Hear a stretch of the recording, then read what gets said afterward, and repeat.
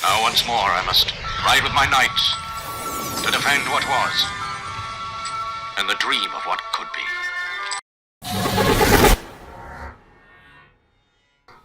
Welcome to the Restitutor Orbis channel, and today we're going to be exploring the Exposition Universelle-1889, or more appropriately worded, the World's Fair in Paris, France.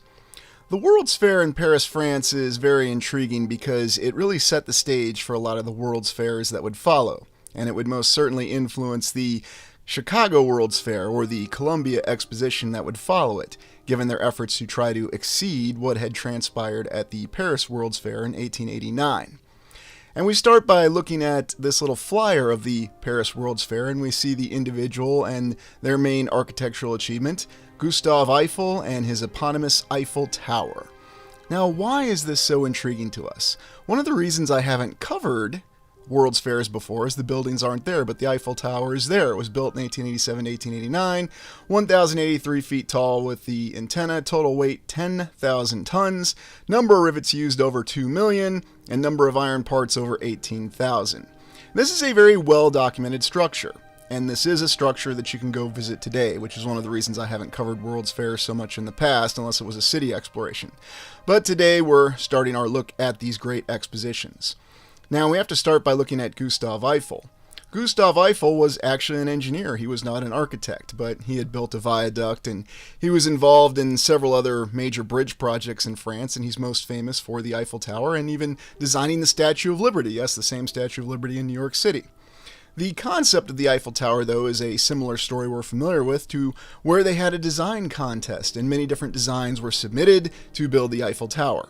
And indeed, the Eiffel Tower itself was something that many other nations wished to replicate afterwards, although even to this day, aside from some interesting counterfeits, there's really been no successful replication on a one-to-one scale of the Eiffel Tower. This is an interesting image of it, and this indicates that there might have been more planned for it. At least that's what we'll be told, that there was a greater plan for the Eiffel Tower, but they had to scale it back a little bit, such is the official story. Here is an image of a foundation of the Eiffel Tower. Very unique and fascinating image in and of itself, and isn't it interesting how it bears such a striking resemblance to all the other foundation images that we have? At least we have a foundation image. But to be fair, I will say this is probably one of the most well photographed edifices that we've looked at. Now, the Eiffel Tower is merely a lattice tower of ironwork and all the other varieties of architectural detailing that goes into it, even though it was designed by an engineer. During the design submission process, there were statements that they were going to build a very large guillotine because 1889 was supposed to be, or it was, the 100-year anniversary of Bastille Day, when they stormed the Bastille and removed the monarchy in France, and we saw what that led to. If you watch the very antagonizing and not very interesting Napoleon movie by Ridley Scott, that's just my opinion. You can't really cover somebody's life in a 2.5-hour movie over that time frame, effectively. Again, just my opinion. Staying on topic, though, you can see that we have many construction images of the Eiffel Tower.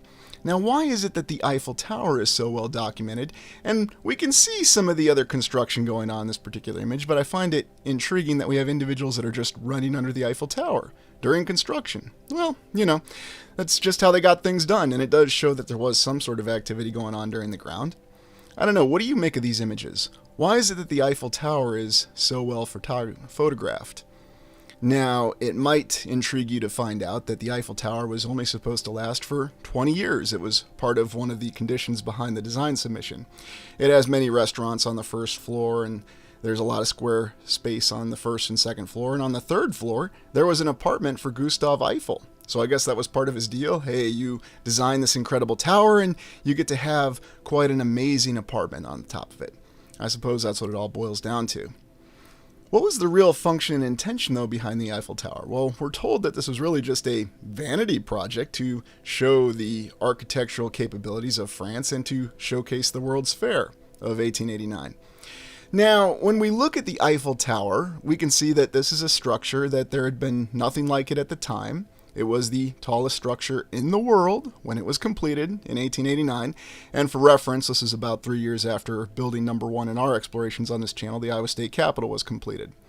So it seems like they really had their act together in Paris, France in 1887 to 1889. We're told that the efforts to build this tremendous edifice were well beyond any of the other efforts at that time, that the construction techniques were revolutionary. And I think it's quite telling that even to this day, we really don't have anything like the Eiffel Tower. Yes, there are many replicas of it. We'll take a look at them a little bit later, but none of them actually compare to it on a one-to-one scale.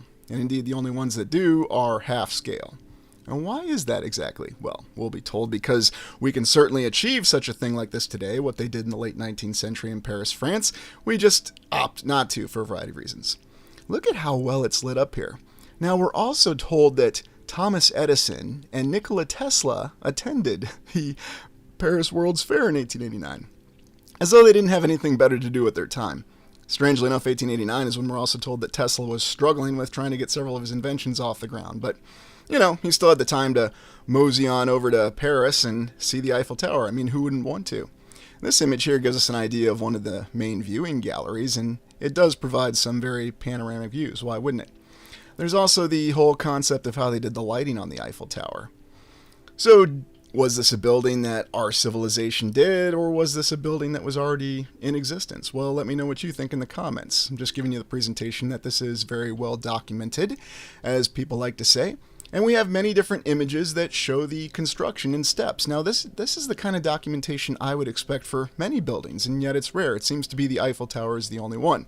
Interestingly enough, though, the Eiffel Tower is the only building from the Paris World's Exposition of 1889 that survived. Well, I'm not sure what to make of it, but when you look at it, you can see that it is a very impressive structure, and we talked about it being a lattice-work structure. Now, to give you comparison, U.S. Navy battleships used a lattice-work structure on their masts, but the problem was they found they were susceptible to wind damage, and so they replaced them with a more modern tripod design on those very battleships that unfortunately were damaged or destroyed in the surprise attack on Pearl Harbor. But back to the Eiffel Tower, you can see that it's a very intricate construction. And there's a lot of aspects that go into it with the machinery, the elevators, and yet this was all done by an engineer. And Gustave Eiffel, afterwards, he had a little bit of a tragedy in his career because he was wrapped up in a scandal when France was trying to construct their own version of the Panama Canal. And apparently Gustave was found guilty of misusing funds or misappropriating funds. He was sentenced to prison, but he appealed it and just had to pay a little bit of a fine, and everything was all fine and dandy, as it were. I find it intriguing, though, that he had an apartment complex on the third floor of the Eiffel Tower that was dedicated just to him, and that originally the structure was only supposed to stand for 20 years. Quite intriguing. Yes, you submit this award-winning design and you get to have your own apartment on it, but it's only going to be there for 20 years. The other interesting thing is that we're told the Eiffel Tower was derided by many artists and other individuals of influence in France at the time. Now, why would that be? Why would they deride something like this? Well, they said it wasn't very architecturally sound. It didn't reflect the true culture of France. Of course, now we know the Eiffel Tower is quite frankly a national icon of France. It's the most visited landmark in the world by many accounts. Now, I don't know, I can't verify the numbers, but that's what we're told. It should also be noted that we have a lot of design plans for the Eiffel Tower. So again, there's a couple facets behind this particular structure that exceed what we normally come across. We have many images of its construction, and we do have many different design photos. It's a very well-known, well-documented, the actual meaning, well-recorded, structure. And yet it's the only structure that survived the Paris World's Fair of 1889. And when we look at some of the other structures, we'll find that quite intriguing. It's also featured on the coin, and we can see its construction in phases on this particular coin. Now, what makes the Eiffel Tower interesting for other reasons, aside from the fact that the tallest structure in the world, it was widely featured in the Paris World's Fair, is that it actually had a lot of influence on the subsequent World's Fair in Chicago in the 1890s. Indeed, Daniel Burnham and his cohorts of many different architects knew that they had to exceed the achievement of the Eiffel Tower. And if you look at the well-documented accounts of the Chicago World's Fair, you'll find that one of their main aims was to out-Eiffel the Eiffel Tower. And therefore they found the guy named Ferris and built the giant Ferris wheel, which you can find images of in earlier explorations of Xilaga on this channel, or you can go to the Reddit and look at the images there of that very impressive Ferris wheel. And yet at the same time, the Ferris wheel did not survive, but the Eiffel Tower has. So I guess at the end of the day, Daniel Burnham was unable to out-Eiffel the Eiffel Tower because the Eiffel Tower is still there. In fact, no one else has really been able to out-Eiffel the Eiffel Tower to this day, but perhaps they're just not inclined to do so. There's many theories behind what the actual application of the Eiffel Tower could be. Is it some sort of power generator? Could it have other uses or applications? And we're told that it simply factored into radio communication, and for various reasons, France decided to not tear down the tower in 1909 and allow it to continue. And we've seen that it continues as the national icon. And indeed, when people think of France, they think of the Eiffel Tower. And why wouldn't they? To this day, it is a very impressive structure. And here we look at some of the plans and designs, and we can see that, to be fair, these are much more elaborate plans and designs than we've encountered before. One of the other reasons, though, that I haven't covered World's Fairs or expositions previously on the channel is there's been a very, how shall we say, interesting alteration in the availability of information concerning the World's Fairs. Now, as you may or may not know, I have operated in academia, and I can recall in the early 2000s, there really wasn't much focus on the World's Fairs. People talked about them, but they were mentioned in passing, especially in entire academic lessons that lasted a whole semester. Now we're talking from the United States perspective, a semester being 6 months, where there was little attention paid to the World's Fairs.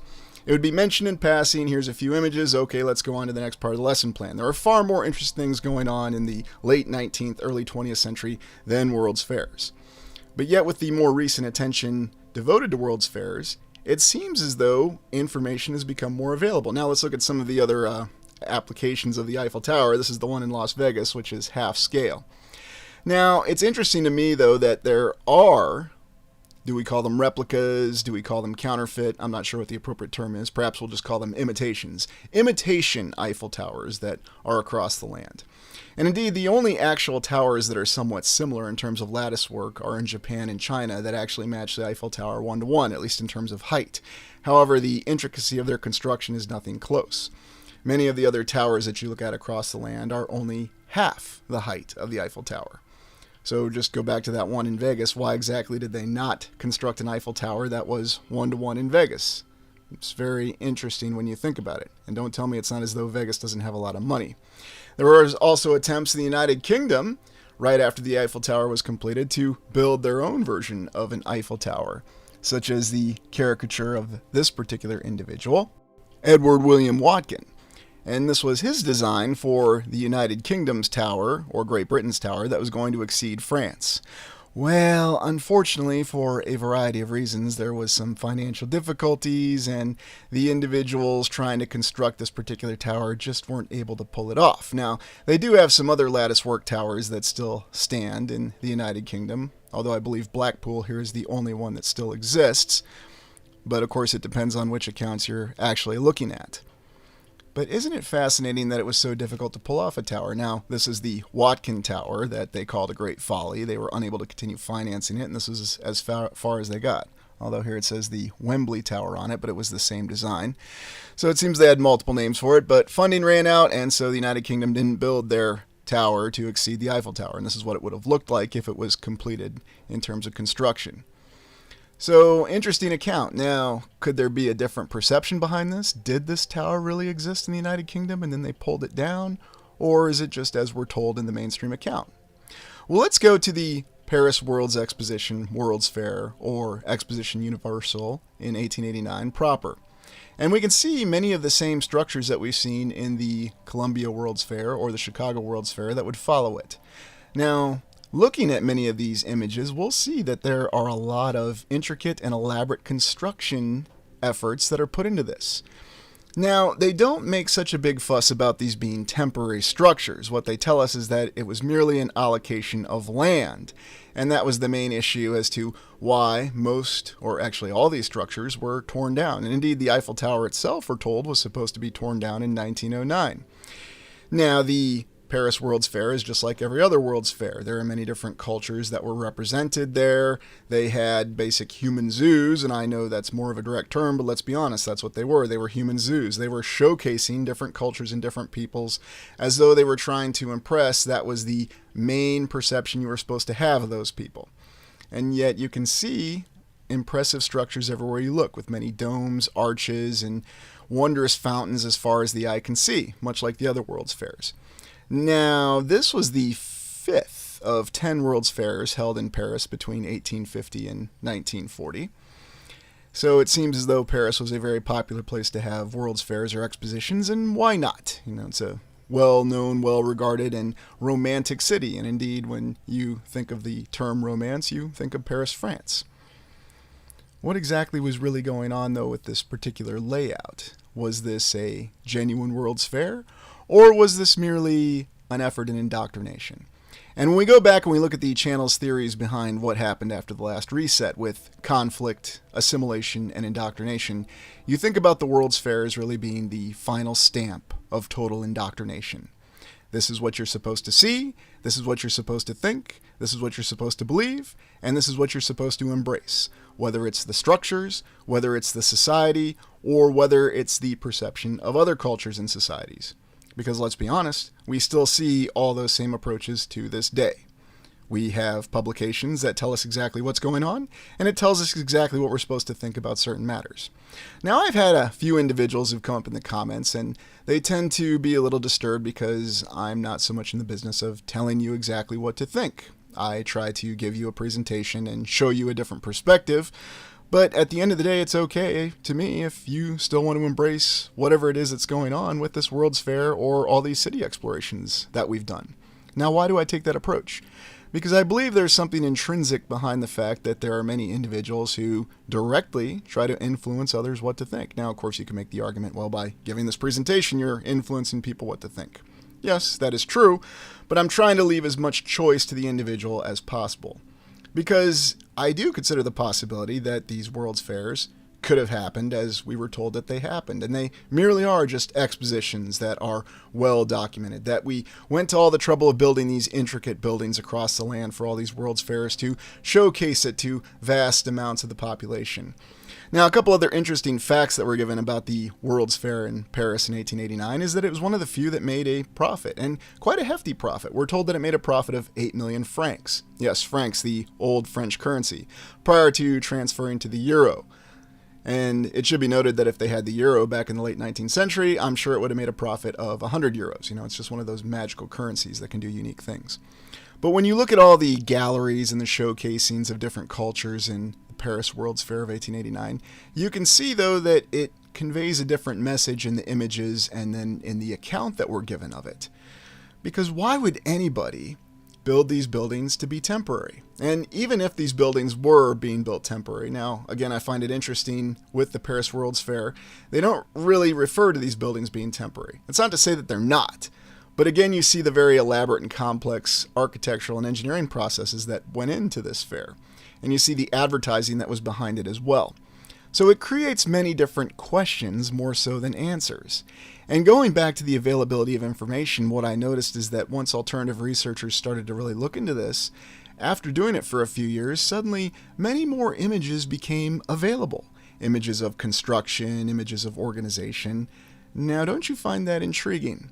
One of the things I noticed about the very study of history when I started, and my focus area for everybody to know, was actually World War II. I noticed how, looking back at World War II, the perception of what really happened changed over time. One of the novels written by World War II is called Enemy at the Gates by William Craig.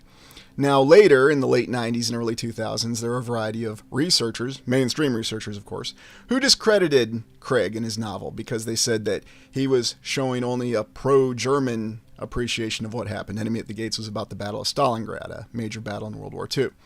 And on review, they changed it. They said, well, he did not properly report on the performance of the Soviet army, so they had to change it. And so the entire perception of World War II and the performance had changed. Of course, now I'm sure it's changing back for a variety of reasons.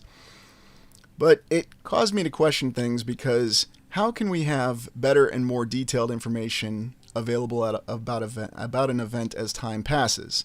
It's well known that as time passes, we lose the objective account about what really happened, no matter what technology we have available. And yet we're supposed to believe that as time passes, so let's just say it's 100 years after this World's Fair happened, we're supposed to have a clearer picture of it than we would have 20 years after it happened. And that happens all the time in history. Now, you'll have other explanations for that. It's like, well, society's changing and we have to reflect our current societal mores and values. And it's clear that what happened back then does not conform to how we feel about certain things now. So therefore, we have to have a slight alteration on the account. But what's really interesting, though, is the actual account of what happened suddenly becomes very blurred. And you start to realize that what you're looking at is not really an objective account. You're looking at things that have changed for a variety of reasons. Now, there are some plans to certain buildings in this World's Fair, and we have many artistic images that give you different impressions of what was really going on. One of the early comments I received on an exposition image that I posted told me about how run down some of the surrounding residences looked in certain images of the World's Fair. But then you compare and contrast that with the opulence of these buildings that were only meant to be temporary, because remember, even the Eiffel Tower was only meant to be temporary. It was only supposed to last 20 years, and sorry, Mr. Eiffel, you got to get out of your apartment and go find another place to live. I'm not saying that he didn't have another house, but it's just quite intriguing to me. The gallery and technology that was also featured at the World's Fair is interesting, because we talked about Edison and Tesla being there because, again, they had nothing better to do with their time, so they needed to make sure that they were present. And I'm just surprised they didn't tell us that Tesla didn't innovate some sort of precursor to the internet and then just simply discussed what they should do to wire things for electrical displays via wireless communication, because why not? But you look at a lot of this stuff with these World's Fairs, and you can see that the displays behind them, they do have a very powerful impression with them. And indeed, even the images are powerful. But the hardest questions we have to ask is, how exactly were these expositions being used to influence the minds of people when they happened, in terms of indoctrination? And how are they still being used to influence us to this day? Because if there's one thing that American documentary filmmaker Ken Burns is absolutely correct on, is he said, you judge a society, or at least you can determine a society by how it views its history. Well, if we're a society that wants to go back and change our history because of altruistic purposes that we didn't agree with the values at the time, what exactly does that say about us? Does that say that we're really trying to give an objective account, or are we simply trying to influence people in terms of what to think? And I don't know the answer to that. I can certainly look and see what's happening, and you can look and see what's happening in your own area. Tell me what you see and what you hear every day. Technology was very widely featured, and indeed Thomas Edison was there because his phonograph was being featured, the very first voice recording device. Ah yes, I remember that cartoon where they had him singing "Mary Had a Little Lamb" and then replayed it. It was just so heartwarming and touching. Of course, Thomas Edison's later experiments with electricity weren't exactly heartwarming or touching, unless you're some sort of sadomasochist. But you look at many of the other images, and you can see that this is a well-documented World's Fair. But one other thing that struck me about studying the Paris World's Exposition, World's Fair, all the other names that we have for it in 1889, they didn't really seem to highlight the individuals who were behind organizing it, laying it out, or many of the other architects. Indeed, the only name that's really featured is Eiffel and then some of the other visitors. Oh, it should be noted that Antonio Gaudi, who we looked at in our examinations of many different architectural wonders in Spain, made a guest appearance at this fair. I'm kind of surprised we didn't hear about German author Karl May making a guest appearance, when he wasn't busy writing about the American West. Yes, Karl May, German author, wrote about the American West. Very interesting stories, and yes, I am aware of them. You look at some of the other images, though, and again you see the same impression of opulence and the grandeur behind a World's Fair. Now, what are people really doing there? That always comes down to the question. Oh, yes, here we have a diagram, a patent, if you will, of Mr. Edison's phonograph. And that's all you really need for a patent, and your patent will be approved. Now, could I build one? Could you build one off of this patent? Let me know in the comments. This is one of the more elaborate phonographs, and I highlighted this one because this was made out of Edison concrete, because, all of Edison's other inventions weren't enough. He needed to do concrete as well. Maybe if Nikola Tesla would have innovated some sort of special form of concrete, he would have been remembered more.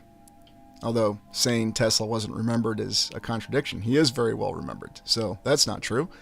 Well, Tesla died poor, and that means he loses the game of life, at least if you talk to the mainstream. Here's some of the tickets. Now, talking about how the Paris Exposition 1889 actually made a profit is intriguing, because usually the story we're given with the other World's Fairs is they didn't turn a profit. They lost a lot of money. Well, what was really the goal? Money is always such an interesting thing, and people often say follow the money, but it's problematic when we start to realize that, by the mainstream account, money is very fluid. And they tell us that money is fluid. It's not like it's anything that's anybody's attempting to hide. There's certainly no conspiracy behind it. Yes, we can always loan more money. Governments can always borrow more money. Yes, we can always change the interest rates, and we can always pull all these strings to make all this stuff happen. Looking at some of these interiors, though, we can see, again, all the detailing that went into this. How much effort really went into this? And even if this was cheaper construction material, whether it was balsa wood, stucco, popsicle sticks, or what have you, how are they able to achieve such detailing? And why would you go to all this effort just to tear all this down? You're going to build a temporary building. It's only going to be there for 2 to 3 years, but they're going to tear it down. But don't worry, we're going to take a lot of pictures of it, so you should feel proud of it. I mean, even Eiffel settled for that. Yes, you're going to design this incredible tower. We selected your design from all the other designs. No, that guillotine just didn't cut it. And you're only going to have it for 20 years. Well, I'm going to be known and remembered because we're going to take a lot of pictures of it. Yay! Sounds like a great idea to me. I know I'm being a little facetious here, but when you look at this, for example, the interior of this dome and this great archway, does this really look like temporary construction? Does this look like something that wouldn't involve a lot of effort no matter what you built it out of? Because you can see an individual, you can see it to scale. It's just not something that's easily explained. And then there's all sorts of other ornate details that go into these structures. So once again, if we just had this kind of excess, this kind of opulence in the 19th century, and this is the mainstream account that's telling us this, I think it gets even worse and even more absurd when you consider the fact that these were temporary. Because again, this is very direct evidence, even from the mainstream account, that the society, the civilization, could achieve more in the 19th century than we can in the 21st century. And that goes down to not being able to build buildings like that. Now, of course, there's a slew of reasons. Well, we could do it. We just opt not to. We have safety standards. There's bureaucracy. Of course, we like to say money limitations, which is utterly hilarious because we can see that there's always more money to be found whenever we need to do something. It just depends who you are. But looking at some of these impressive structures across the Paris World's Exposition of 1889, we can find that it tells a completely different story. A story that there was somebody who put the effort into building these structures. Now you'll see other images like this that we've seen from other World's Fairs, and these are the images that became available later, in most cases, that showed us and gave us the impression that these were very cheap structures and that they were just waiting to be torn down by natural forces, wind, fire, or what have you. And people believe this. They believe it very, very directly that they'll repeat it. They'll repeat the same thing without doing any sort of analysis behind it. Because that's how you know knowledge happens. And a lot of times the larger structures, we're told, were just mere iron lattice work like this. And therefore they were very easy and cheap to construct. But yet you compare and contrast images like that with what we looked at before with some of the ornate detailing. And so it really becomes the very basis of a conflicted account. Now, there's also the other possibility that the World's Fairs are just that. They're meant to be conflicted accounts that are meant to distract us and meant to keep our attention on this. And that's one of the other main reasons why I've focused most of the explorations on the channel on the main structures that you can still interface with today, such as the Iowa State Capitol. Because frankly, the fact that the Iowa State Capitol was built 1871 to 1886 is still standing is a testament to what could be done in the 19th century. You can't deny that it's really there. You can't deny that you can still go and interface with it. Well, you can with the Eiffel Tower in Paris, although it wasn't planned to be. It was supposed to be torn down after 20 years. So make of that what you will. But then the other thing that comes down to my mind is the fact that this particular World's Fair doesn't seem to have any other individuals of notoriety who were associated with it, comparing and contrasting it with the Chicago World's Fair that would follow this one, where we had Daniel Burnham, we had Olmsted, we had all these other individuals of influence. We have this great dramatic story of how Chicago and New York City were vying for having the great World's Fair, celebrating Columbus's discovery of the United States. Oh, yes, here's one of our human zoos, as we have featured at the World's Fairs. I always find these images intriguing. The guy there on the left has a striking resemblance to Drax from Moonraker. Oh, I'm sure it's just a coincidence. Here's one of the images featuring technology, and balloons were quite prominently featured at the 1889 Paris World's Fair. balloons, and you can find many images that show balloons going over it, and there's also images of balloons and airships that were being used quite practically at the end of the 19th and the early 20th century. One of the final things I'd like to mention, though, with the World's Fair in Paris in 1889, in addition to the fact that it didn't seem to have any other individuals of note who made it happen. I mean, we didn't really have a central individual like Daniel Burnham, like we did in the United States, is all the structures that were established and erected for it that were torn down because of the actual ownership or categorization of who had the property, the profit of this particular World's Fair. But then also, what did people come away from this really feeling at the time, if they did really attend this? Do you really get the perception of people that are going there that are going to have a good time like we associate with fairs today? Or is it something else entirely? It seems to reflect the whole concept of indoctrination. That seems to be the one consistent facet behind all these World's Fairs, that the real message behind them, the real intention behind them, is indoctrination. This is what you're supposed to think. This is what you're supposed to think on. And the fact of the matter is, nobody was really thinking on World's Fairs at the end of the 20th or even at the start of the 21st century in a lot of academic circles. They just weren't really considered important. There were other more prominent quote-unquote watershed events that happened in history. Nobody's really focused on the World's Fairs. And so as a result, we'll be told, well, the information just wasn't available, photos weren't available. Well, there's one thing I'll remind you all with photos. We know that right now we have the technology to reproduce any photo, black and white and color, to show us essentially anything. We also have the technology to produce video that can really show us anything. Now, is it possible that we always had this technology to alter images to portray a particular account? Now, I'm not saying or suggesting that anybody would do this intentionally, but we know for a fact that it's done in entertainment circles. It's done to produce us wonderful films. Remember that this World's Fair in Paris was all about celebrating the storming of the Bastille that had happened 100 years earlier and was depicted in great summary in the recent Napoleon movie. Okay, I'll stop beating up on that one. But what's it really telling us about history and ourselves? And we're even told that many monarchs across Europe refused to attend this World's Fair as it was dedicated to removing a monarchy and committing regicide.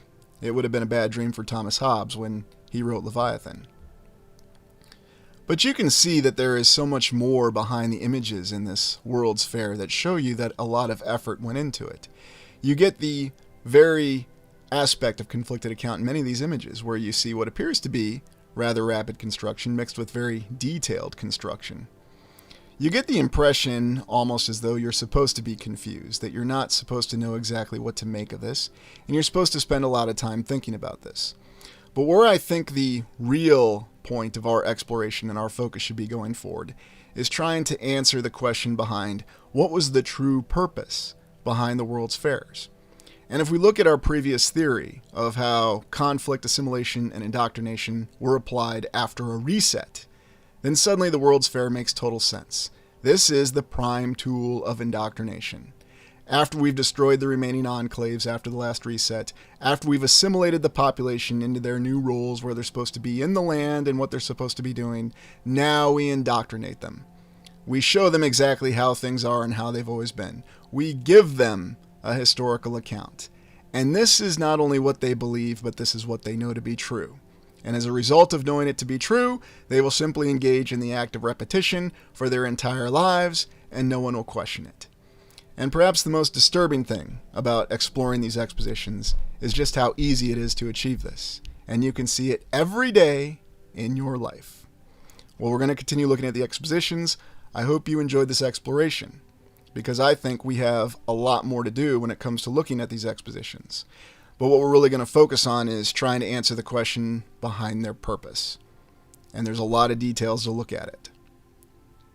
Well, thank you for joining me. Please like, comment, and subscribe.